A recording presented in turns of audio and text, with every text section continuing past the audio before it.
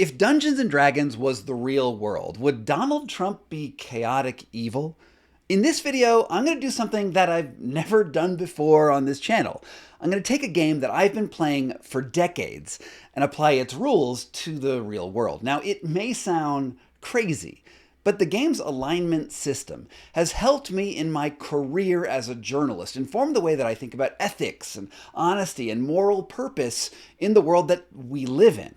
And because of that, I think it's important for me to explain how the alignment system works. And then at the end of this video, I'm going to make a chart that diagrams out the alignments of some real-world politicians, from Elizabeth Warren to Donald Trump. So stay to the end because it's going to get a little spicy.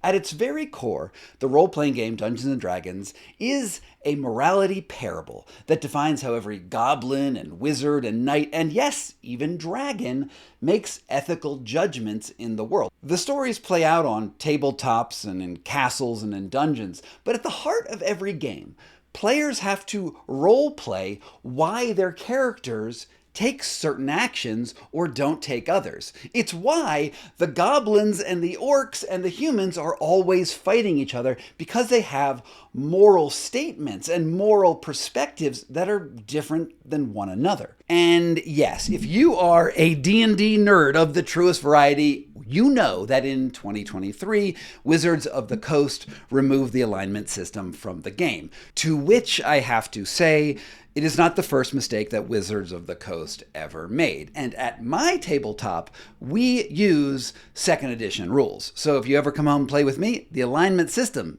is in full effect. Now, according to the Player's Handbook, 2nd edition, this is the real one that I had since middle school, a character's ethical stance is divided into two sets of attitudes. There's order and chaos, and good and evil. And you can plot these two attitudes on a graph, with law and chaos on the x-axis and good versus evil on the y-axis, to see that there are 9 alignments that compose the moral universe of the game, and to some degree, the world that we live in together. So let's discuss this chart and first talk about the law and chaos axis. And to quote the Holy Bible of the 2nd edition Player's Handbook, attitudes towards order and chaos are divided into 3 opposing beliefs. Picture these beliefs as points on a triangle, all pulling away from one another.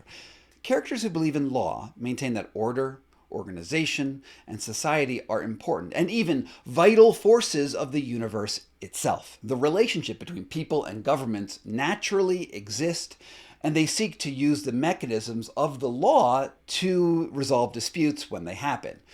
To a lawful person, strength comes through unity in action and the wisdom of collective organizations.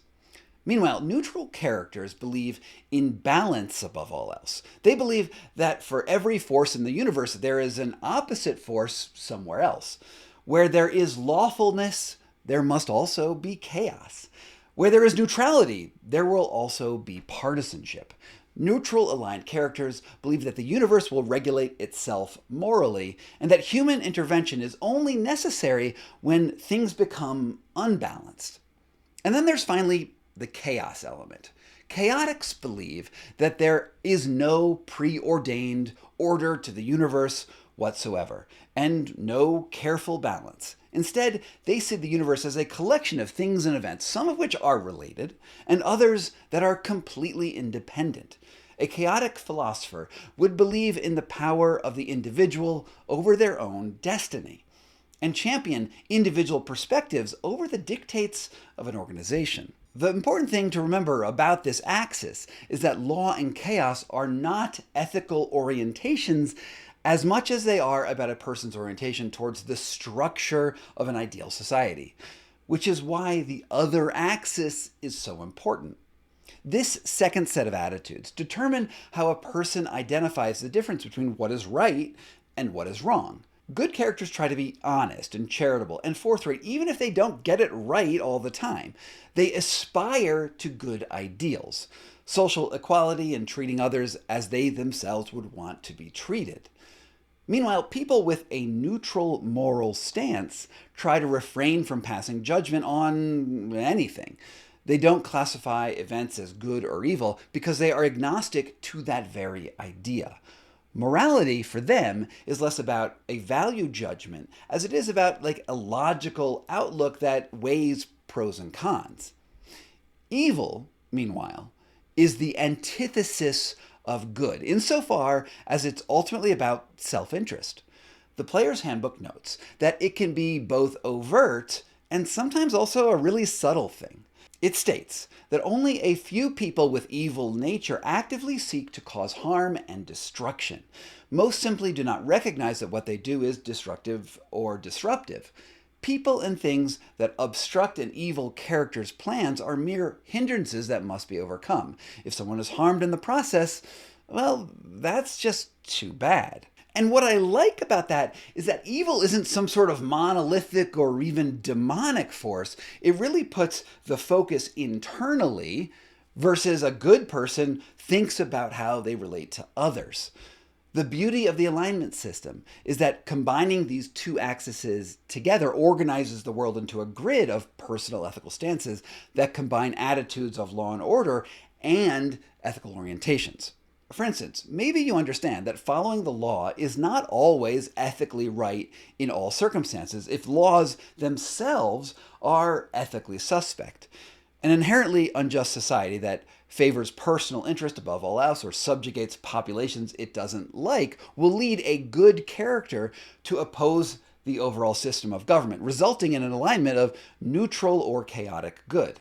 Meanwhile, a lawful evil person will do everything they can to manipulate the laws to their own advantage while always staying within the letter of what those legal statutes say. Just like in the real world, alignment, well, it's not always fixed. The Player's Handbook notes that these essential characteristics can change in a person over time or during events of a D&D campaign, but they inform the way that people approach the world in general. Self-interested people and liars are inherently evil because that is ultimately what evil is all about, putting yourself ahead of everyone else. But how they go about pursuing self-interest depends on their orientation to law and chaos. And then things get really weird when you start talking about neutral alignments. They end up being the most interesting and most complex to figure out. For instance, if someone who is lawful neutral, they believe that the laws should be followed no matter what the ethical implications of those laws are. A lawful neutral person is someone who believes that just following orders is the most natural thing to do in every circumstance because they are neutral to the implications of the law and only loyal to the letter. Meanwhile, a chaotic neutral person is almost the epitome of insanity. They are directly antagonistic to the very idea of order and prefer unpredictability above all else.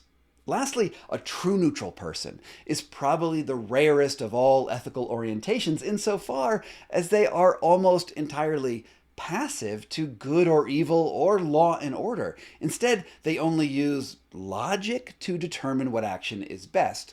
Alternately, a true neutral creature could also be like an animal who has no orientation to good, evil, or law and chaos at all.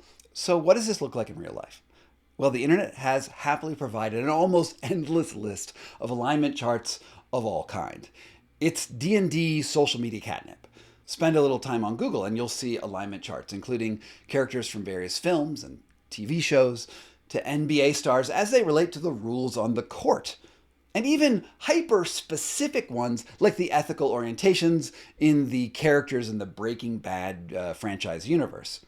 Now, these are, of course, pretty subjective assessments. According to the Player's Handbook, alignment is supposed to be a guideline and not a straitjacket. But I think you can see how someone like Abraham Lincoln or Superman believe in law and order and are ethically oriented towards being good people. Whereas someone like Charles Manson and the Joker have bad intentions towards everyone and don't give a hoot about the laws except maybe they just want to break them. That's the difference between lawful good and chaotic evil. And now comes the part that I think you stayed for.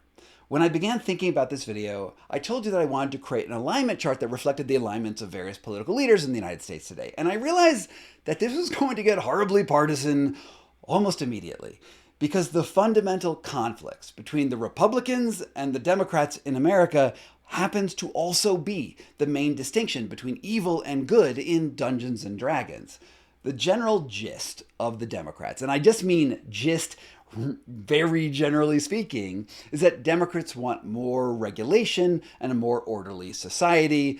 They want a social safety net. They want to go help a lot of people with these government programs and a top-down approach. Meanwhile, Republicans want less regulations and more focus on individual liberties. In other words, according to Dungeons and Dragons, the self-interest and focus on the individual of Republicans is inherently evil, while at least the ideals of the Democrats are basically good. But then again, I know this all falls apart because on an individual basis, I think it's fair to note that neither party really lives up to its general ideas, and there's lots of exceptions. It's also fair to point out, I think, that it takes a certain kind of personality to even want to join politics in the first place, which maybe tilts all politicians more on that self-interested side of things. Anyway, I digress. Let's go into the chart as I've put it together. Okay, so let's start off in the upper left. We'll go with lawful good. And I think here Elizabeth Warren is the best example. Yeah, she is boring, but she's always trying to be on the right side of history, and she's trying to create a legal framework for everything she does. For neutral good, I think I'm going to have to go with Gavin Newsom. And I'm specifically thinking about his redistricting plan, where he's trying to subvert the Democratic order in California to create more seats for Democrats because he is trying to balance out a redistricting effort in Texas that was initiated by Donald Trump. And I think that he's trying to restore the order and do a basically good thing. And then for chaotic good, I'm going to put Bernie Sanders there. This is because he wants to do good for the people. He wants to do that by fighting the oligarchs where there's a legal structure that protects them. So he wants to undo that legal structure by still being good. Bernie Sanders, classic example of chaotic good. And then I had real trouble with the neutrals. Lawful neutral, which is this sort of obeying the law at all costs, without a good or evil intention. I actually couldn't think of an individual that fit that, but I would say that maybe the ACLU is the best example, because the ACLU will defend free speech for anyone, including Nazis marching in the streets of Skokie, Illinois, who are Nazis are arguably not good people, as well as the free speech of everyone else. Lawful neutral, ACLU is about the best I could in the current political system. True neutral, however, is a sort of agnostic, almost logical, Spock-like look at things. And I'm going to put here the Federalist Society, because it uses its own interpretation of what originalist ideas are in order to form the politics of the moment. It doesn't necessarily only obey the law. It's actually looking at something else, its own heuristic, to create the legal order of where we are today. Chaotic neutral, these are the crazies. Like, who is the most crazy person in government? That is chaotic neutral. I'm going to go with Marjorie Taylor Greene here, or maybe a Lauren Boebert. These are chaos agents who I don't feel like have a lot of alignment. Marjorie Taylor Greene is actually a great example because she seems to be flipping her positions on morality relatively recently. Lawful evil, this was an immediate slam dunk for me. Mitch McConnell, who uses the law like a cudgel in order to advance his own priorities, specifically with like the Supreme Court, when he said that we shouldn't sit Supreme Court justices during the Obama era, and yet sat as many as he could during the Trump era. He uses this law and is just, I mean, he's an evil dude, but he's also really smart. Mitch McConnell, lawful freaking evil. Neutral evil was a little bit harder, and the only person I could settle on here was Elon Musk, because he is self-interested. I don't think he really cares about the law one way or another, and when he used Doge to shut down half the government, he's clearly not involved with the organization of a stable country as much as he is about his own self-interest in advancing his own policy. So Elon Musk is a good example of what I would call neutral evil. And then finally, well, you knew where this was going. It was probably the thumbnail of this video. Chaotic evil. Chaotic evil is often like the Joker or, a true psychopath. But I'm going to put Donald Trump here which is a little bit weird because he actually runs the government. So you would think he would be for law and order, but his disregard for court decisions and legal precedent and ignoring the courts repeatedly makes me think that he doesn't actually believe in the law as much as he is his own thing. We also know that he is an obvious and repeated liar. He is self-interested, advancing his own self-interest over and over again, with the way he funnels money into his own pet projects, his cryptocurrency. He is about as close as we can get in a politician to a chaotic, evil personality. Now, I imagine that you might slot different people into different alignments than I do. After all, I am just a person on YouTube giving you my opinion. But I do think that this heuristic is something that is useful for how you can approach the world in general. Indeed, when I go out into the world trying to categorize how I think people are acting or reacting, I do find that I come back to Dungeons & Dragons quite a bit. And yeah, as far as Donald Trump goes, I think D&D's chaotic evil personality is about as good as it gets. And the reason I did this video is because people have been asking me to do a D&D video for a long time, mostly because I have all of these rule books for D&D on my shelf, and people have been asking me how often I play and what I think of that system. And I have to say, Dungeons & Dragons is great. It's probably the reason why I was a journalist in the first place. I think when I pursued my life, my career goals initially, I always wanted to go on adventures and go out into the world and interact with things, which is very much the ethics that are at the basis of Dungeons & Dragons. If you want to support this obviously independent and frankly chaotic good journalism, you can go check out my Substack at sgcarney.substack.com. It's people like you who keep me honest and alive and on the internet. From Foxtopus Inc. in Denver, Colorado, this was Scott Carney Investigates. Thank you so much to my supporters here on Patreon and on Substack and even on YouTube who make this work possible. It means the world to me that you're here. And if you want to get your name on the honor roll, all you need to do is sign up at the links down below.